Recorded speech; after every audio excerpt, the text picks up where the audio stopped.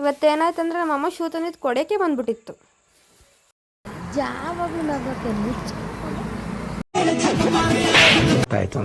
ಇವತ್ತು ನಮ್ಮ ಅತ್ತೆ ಮನೇಲಿ ಚೇರ್ ಮೇಲೆ ಅಂದ್ರು ಕೂತಿದ್ರು. ನಮ್ಮ ಖುಷಿ ಆಚೆ ಬಂದು ಜಗಳ ಮಾಡ್ತಿದ್ಲು. ಬೆಳಗ್ಗೆನೆ ಬೇಗ ರೆಡಿಯಾಗಿ ನಮ್ಮಮ್ಮ ಅಪರೂಪಕ್ಕೆ ಬೇಗ ರೆಡಿಯಾಗಿ ಬಸ್ ಹೋದ್ಮೇಲೆ ಫಾಸ್ಟಾಗಿ ನಡ್ಕೊಂಡು ಹೋಗ್ತಾ ಇತ್ತು. ಬಸ್ ಸ್ಟ್ಯಾಂಡಲ್ಲಿ ಕೂತ್ಕೊಂಡ್ವಿ. ಅಷ್ಟೊತ್ತಿಗೆ ಚಂದ್ರಪಟ್ಟಣ ಬಸ್ ಬಂತು.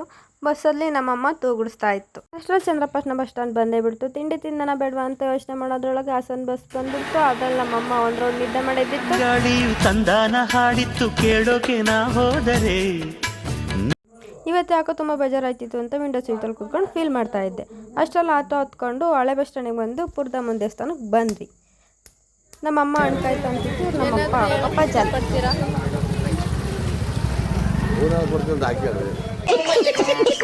ಅಮ್ಮನವ್ರ ದರ್ಶನ ಮಾಡಿಕೊಂಡು ಸ್ವಲ್ಪ ಹೊತ್ತು ಕೂತ್ಕೊಳ್ಳೋಣ ಅಂತ ಕೂತ್ಕೊಂಡು ಅಲ್ಲೇ ಮಾತಾಡ್ಕೊಂಡು ಕೂತಿದ್ವಿ. ನಮ್ಮಪ್ಪ ವಿಡಿಯೋ ಮಾಡ್ತಿದ್ಯಾ ಅಂತ ಸ್ಮೈಲ್ ಮಾಡ್ತಾ ಇತ್ತು.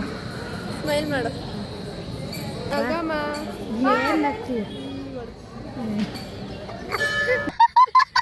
ಅದರ್ ಇಂಡಿಯಾ ಅವರು ಪಪ್ಪಜಾನಿಂದ ಹೋಗ್ತಾ ಇದ್ರು. ನಮ್ಮಮ್ಮ ಅಪ್ಪ ಸ್ಟ್ರಾಂಗ್ ಆಗಿ ಬಿಡ್ಕೋಬೇಕಾದ್ರೆ ಗಂಟೆ ಬಾರ ಎಲ್ಲರೂ ಕೈ ಬಿಟ್ಟ ಮೇಲೆ ದೇವ್ರ ಮೇಲೆ ನಂಬಿಕೆ ಜಾಸ್ತಿ ಆಗೈತೆ.